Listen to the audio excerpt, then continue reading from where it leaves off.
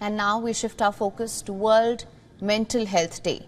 According to the World Health Organization, the theme this year is to improve knowledge, raise awareness and drive actions that promote and protect everyone's mental health as a universal human right.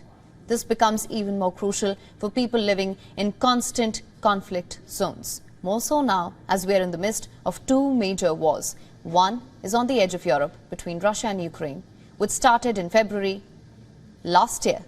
And the latest is the Hamas and Israel conflict, which began over the weekend. Let's delve a little deeper.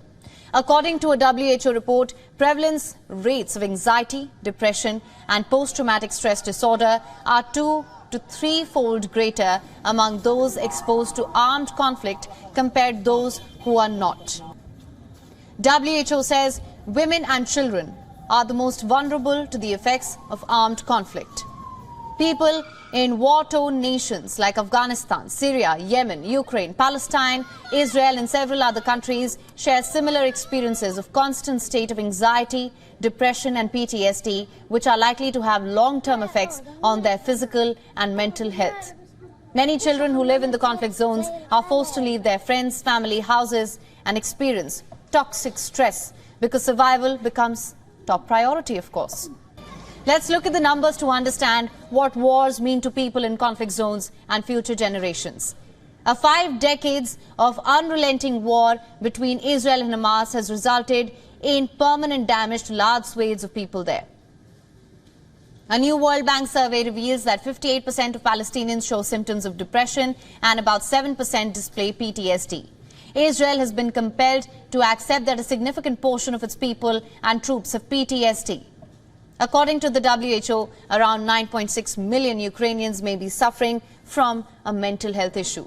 UNICEF said more than 60% of Ukrainian refugee mothers in Poland report feeling extremely distressed. UNICEF also warns that Ukraine war puts 1.5 million youngsters at risk of developing depression.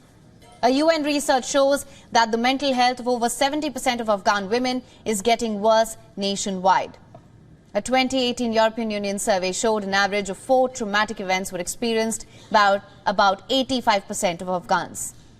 The story is not very different for those displaced from Nagorno-Karabakh.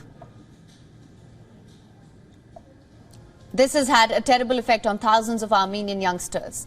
October 10th marks World Mental Health Day to raise awareness of the value of maintaining a sound mind. So increasing the provision of psychosocial and mental health services in war-affected areas becomes a priority. To conclude, the greatest cost of war often goes unnoticed, but is punishing.